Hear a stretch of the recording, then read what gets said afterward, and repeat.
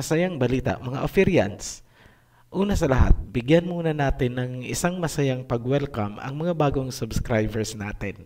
Alam nyo po, naalis ang pagod namin nung makita namin na biglang madami pala ang nakaka-appreciate ng ating effort. Kasalukuyan pong nasa final review ang ibang information tungkol sa Pison River para masimulan na ang recording. Habang hinihintay natin yon, inilabas namin itong isa pang video, Israel on Spotlight, bilang tugon sa maraming tanong kung sino ba talaga ang mga tao ngayon sa Israel. Totoong Ophirian lang ang sasagot niyan. Kasama sa propesiya ng two witnesses ay may mga Gentiles na uukupa sa Holy City or Jerusalem. Matatagpuan yan sa Revelation 11 verse 1 hanggang 2. It reads, I was given a reed like measuring rod and was told, Go and measure the temple of Elohim and the altar with its worshippers. Verse 2, But exclude the outer court. Do not measure it, because it was given to the Gentiles. They will trample on the holy city for 42 months, and I will appoint my two witnesses, and they will prophesy for 1,260 days, clothed in sackcloth. Simulan nating hanapin ang kasagutan sa Genesis chapter 10, verse 1 hanggang 5. Now, these are the generations of the sons of Noah, Shem, Ham, and Japheth, and unto them were sons born after the flood. The sons of Japheth, Gomer, and Magog, and Madai, and Javan, and Tubal, and Meshech, and Tiras. And the sons of Gomer, Ashkenaz, and Riphat, and Togarma. And the sons of Javan, Elisha, and Tarshish, Kittim, and Dudanim. By this were the isles of the Gentiles divided in their lands, everyone after his tongue, after their families and their nations. Klarado po na ang lahi ni Japheth ang tinawag na Gentiles. Ophirian, yung tinutukoy is land of the Gentiles, yung lupain at hindi ang mga taong titira. Analyze po natin ulit. Tatlong grupo lang ang tao pagkatapos ng baha. Ang lahi ni Ham, Shem, and Japheth. Malabo na sina Shem and Ham ang Gentiles na tinutukoy dahil may lupa din para sa kanila. Wala naman ng ibang grupo na natitira kundi ang lahi ni Japheth. Pangalawang rason kaya sila ang Gentiles ay dahil kasamahan nila si Magog at Ashkenaz. Ngayon, anong lupain ang mga ibinigay sa lahi ni Japheth? Mababasa natin yan sa Jubilees chapter 8 verse 30. This is the land which came forth for Japheth and his sons as the portion of his inheritance which he should possess forever, 5 great islands, and a great land in the north.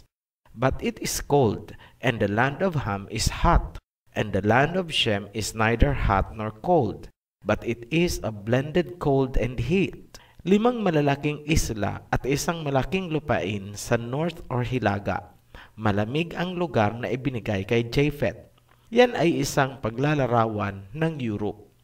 5 great islands and a great land in the north. Ano ba itong mga 5 great islands? Victoria Island, matatagpuan po yan sa Canada.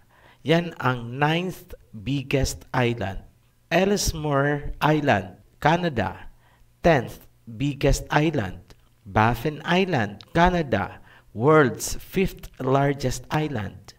Greenland, world's biggest island. Great Britain, world's 8th largest island, plus Iceland. Malamig po ba sa mga lugar na yan? Yes, yan ay nabibilang sa pinakamalalamig na lugar sa mundo. Ngayon, pagtitibayin pa natin ito pag nailatag na natin ang world territories. Kumbaga, advanced special mention lang ito.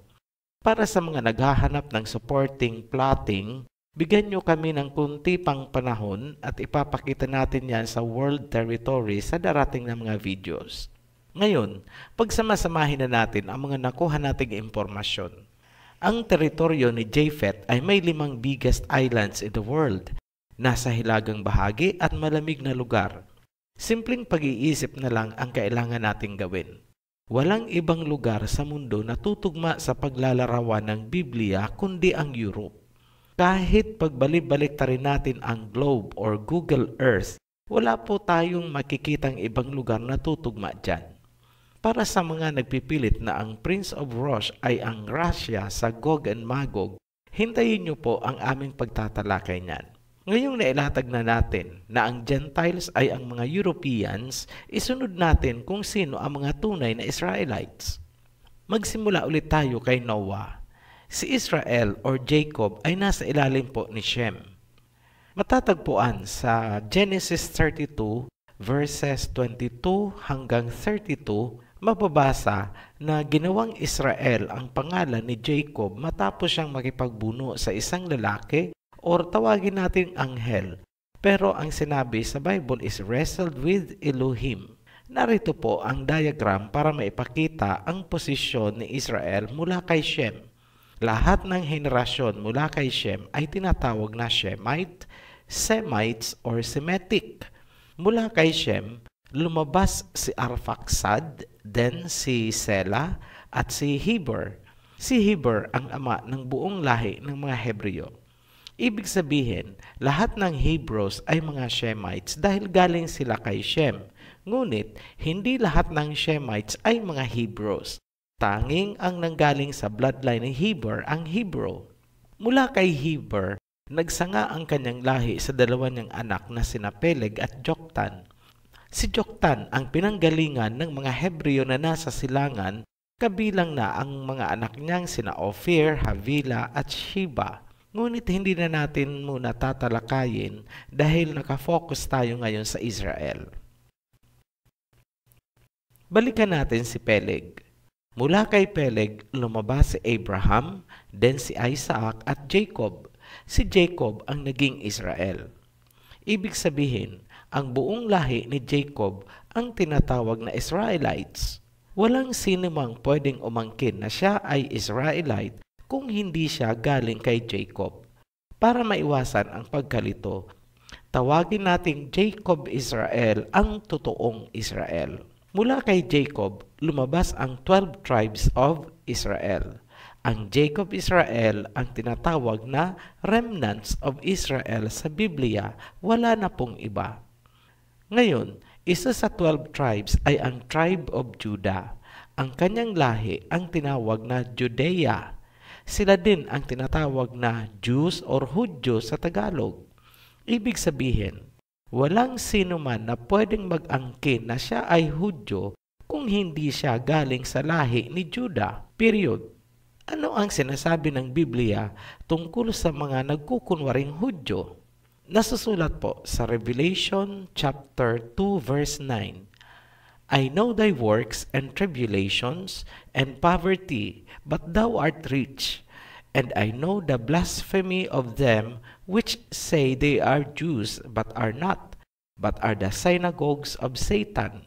Mababasa din sa Revelation chapter 3 verse 9. Look, I will force those who belong to Satan's synagogue, those liars who say they are Jews but are not, to come and bow down at your feet. They will acknowledge that you are the ones I love. Maliwanag na blasphemy ang pagkukunwaring Hudyo na ginagawa ng mga miyembro ng synagogue ni Satan. Wala pong sinabi sa Biblia na merong tinatawag na spiritual Jew bilang depensa. Wala pong kinalaman sa relihiyon, sekta, or citizenship ang pagiging Hudyo. Pansinin po na bloodline ang context ng Biblia. Huwag pong idaan sa doktrina. Kung inaakala niyo po na ang mga tao ngayon sa Israel ang tunay na remnants, nagkakamali po kayo. Wala po sa Israel ang tunay na remnants ng Jacob Israel. Nakasulat sa Zephaniah chapter 3 na ang kanyang remnants, ang daughters of Zion, ang kanyang dispersed one, ay matatagpuan beyond the rivers of Ethiopia or rivers of Cush sa ibang versions ng Biblia. Sa Ezekiel naman, Ezekiel chapter 36 verse 24, nasusulat, For I will take you out of the nations, I will gather you from all the countries and bring you back into your own land. Maliwanag pong sinabi sa Biblia na wala sa Israel ang remnants kundi nagkalat sa iba't ibang panig ng mundo. Ngayon, bakit nagkalat sa buong mundo ang lahi ni Jacob Israel at kunti lamang ang natitira beyond the rivers of Cush? Dahil po yan sa pagsakop sa Jerusalem ng mga oppressors, colonialists, and imperialists. Panoorin nyo na lang po ang mga nakaraang video. Hindi natin ididetalye dito. Basta palagi nyo lang pong tandaan. Matapos salakayin at wasakin ng mga Romans, mga Europeans, ang Jerusalem noong 70 AD, ang karamihan ng Jacob Israel ay napadpad sa Africa. Mula doon, dinukot naman sila para ibenta sa slave trade na katuparan ng Deuteronomy 28. Pagkatapos ng slave trade, sumunod naman ang Berlin Conference kung saan pinagkukuha ng mga European powers ang tinitirahan nilang lupain sa Africa. Dahil dyan, lalong nagkawatak-watak ang mga natitirang Jacob Israelites. Ang mga natitira ay matatagpuan beyond the rivers of Cush. South Africa po yan. Eksakto sa sinasabi ng Biblia, klarado na ang Israelites sa Israel ngayon ay hindi lahi ni Jacob. In short, hindi sila ang biblical Israel. Ngayon, puntahan natin ang million-dollar question. Kung hindi ang tunay na lahi ni Jacob ang nasa Israel ngayon, sino sila? Sinagot po yan ng Revelation chapter 11 verses 1 to 2. Sa propesiya ng 2 witnesses. But exclude the outer court, do not measure it because it has been given to the Gentiles. They will trample on the holy city for 42 months. Maliwanag na mga Gentiles ang uukupa sa holy city of Jerusalem. Sino ang mga Gentiles? Mention na lang po natin yung familiar tayo, Magog at Ashkenaz. Kaninong lahi? Kay Japhet. Unahin natin ang Ashkenaz. Ang Kingdom of Ashkenaz ay unang nauugnay sa Scythian region which is part po ito ng Europe. Bandang huli, sila ay naugnay naman sa mga Slavic territories. Ngunit, mula noong 11th century onwards, sila ay naugnay na sa Germany and Northern Europe. Ayan, lumutang na ulit ang Germany at Europe. Mula sa nakaraang video tungkol sa prophecy ng woman clothed with the sun, naipakita natin na ang Germany ang nag-organisa ng European power sa Berlin Conference na ang layunin ay paghati-hatian ang Africa. Ngayon, nasaan na itong German Ashkenaz? Nasa loob na po sila ng Israel. Mga European sila, wala silang koneksyon sa biblical Israel ni Jacob. Lagi niyo pong tatandaan yan. Bigay pa po tayo ng isa pang example. Pag-usapan natin yung mga Sephardic Jews. Alam niyo ba kung saan galing ang mga Sephardic Jews? Spain. Sila daw ang mga Hudyong Kastila, mga Europeans din. Mahabang salaysay ng history ang kailangan para maipakita natin kung paanong nakuha ng mga Europeans ang lupain ng Jacob Israel.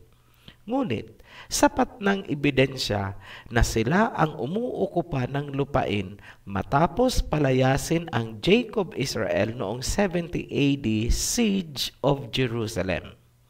Ngayon, ano ang ginagawa nitong mga European sa Jerusalem or the Holy City? They trample it. Hindi namin maisip kung ano ang eksaktong Tagalog ng trample, kaya gumamit kami ng Google Translate. At alam niyo po ba ang lumabas? Pagyurak. So, ibig sabihin po, niyuyurakan nitong mga European Jews ang Holy City.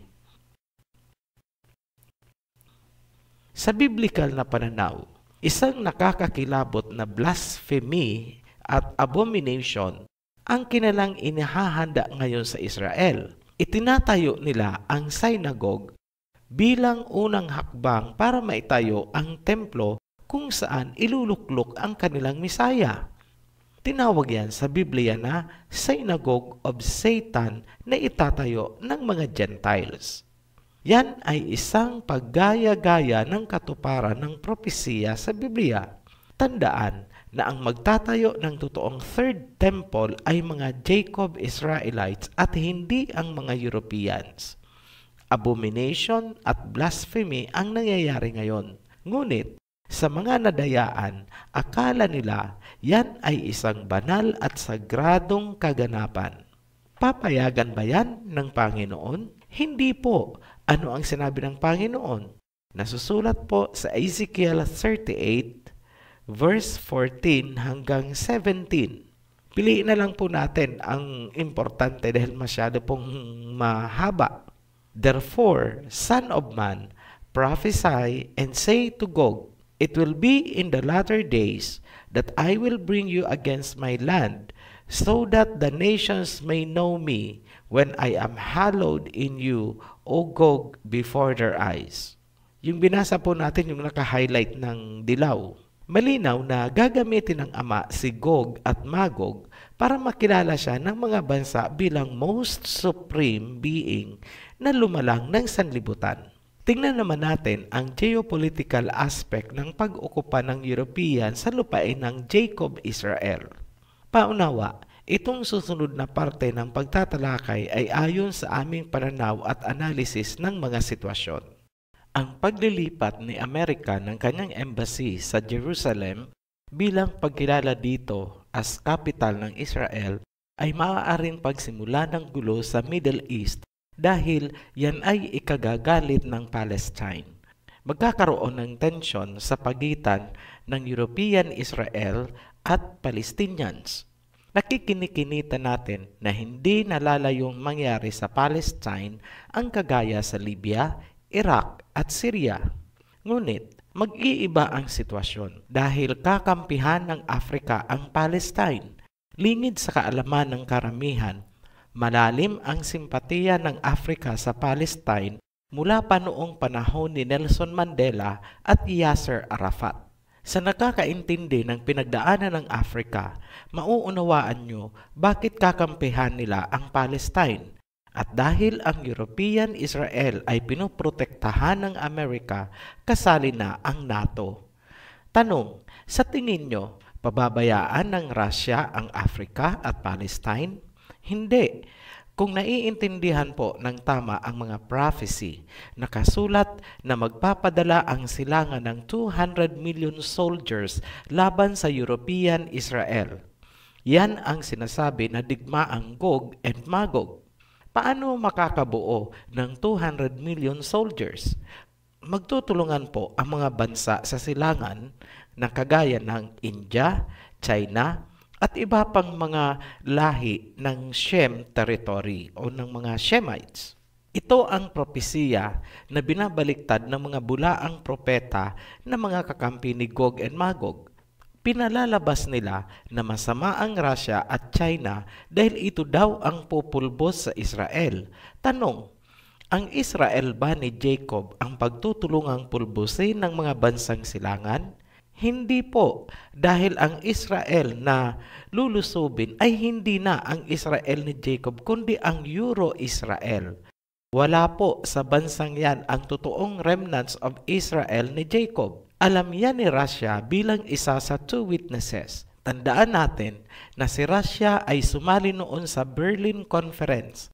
Alam niya ang mga susunod na mangyayari. Kung mapapansin natin, ang mga galaw ni Russia ay naaayon sa paghahanda ng kanyang mga kakailanganing military defense. Alam niya na kailangan ulit nilang magbuwis ng maraming buhay gaya noong nilabanan nila si Hitler. Ngayon, ito ang malaking challenge question namin sa mga nag-aangkin na mga believers ng Bible.